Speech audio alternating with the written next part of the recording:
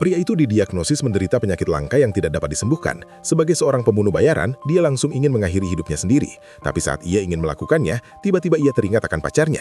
Mereka menjalin hubungan yang penuh dengan kasih sayang. Jadi meskipun ia mati, ia tetap ingin meninggalkan sejumlah uang untuknya. Jika ia membunuh dirinya sendiri dengan tangannya, ia tidak akan mendapatkan biaya asuransi kematian. Jadi ia berpikir membayar orang lain untuk membunuhnya. Kemudian dia pergi ke bosnya sendiri dan menjelaskan situasinya. Ini juga merupakan akhir yang bagus baginya sebagai seorang pembunuh bayaran.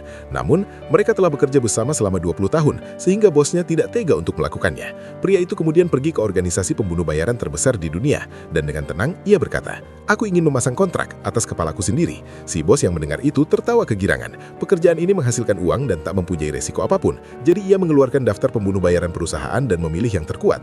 Pembunuh bayaran ini adalah yang terbaik dalam menembak jarak jauh. Dia bisa mengenai sasaran dalam jarak 2000 meter dan tidak akan membiarkan target merasakan sakit apapun. Namun, dia menolak setelah hanya melihat fotonya. Ini karena orang itu bukanlah orang biasa, tetapi seorang pembunuh bayaran profesional paling terkenal di dunia. Bos itu kemudian memilih geng pembunuh 5 serangkai dari Cina, dan pemberitahuan berhasil dikonfirmasi bahwa ia akan dibunuh pada jam 12. Sebelum semua itu terjadi, ia pergi ke pacarnya untuk berpamitan dan kemudian kembali ke rumahnya untuk menunggu kematian. Namun tanpa diduga, dia menerima telepon dari dokternya bahwa laporan tes penyakitnya itu telah tertukar. Mendengar berita itu, ia tidak merasa senang karena waktu kematiannya hanya tersisa 4 menit. Pembunuh bayaran pun sudah bersiap di depan rumahnya.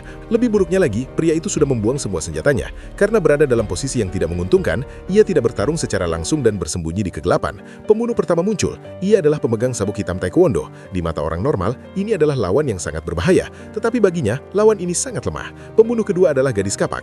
Dia tampak normal, tapi serangannya sangat cepat dan ganas. Setelah 2 orang tumbang berturut-turut, bos mengirimkan ahli pedang. Meski lawannya memiliki senjata, pria itu cerdas dengan memilih pertarungan jarak dekat. Setelah dia berhasil menyingkirkan senjatanya, ia membantingnya ke lantai. Kemudian gadis pirang itu masuk. Tidak seperti yang terakhir, ia mahir dalam pertarungan jarak dekat. Jadi dia terdorong mundur dan senjatanya berhasil mengenai bahunya. Tapi luka itu juga memberi ia kesempatan untuk melumpuhkannya. Yang terakhir adalah pemimpinnya. Ia mencoba berunding damai, tetapi pemimpin itu mengeluarkan senjata tersembunyi. Untungnya, pria itu bereaksi lebih cepat. Kemudian dia bergegas menuju pintu dan mengaktifkan bom jarak jauh yang telah ia sembunyikan sebelumnya.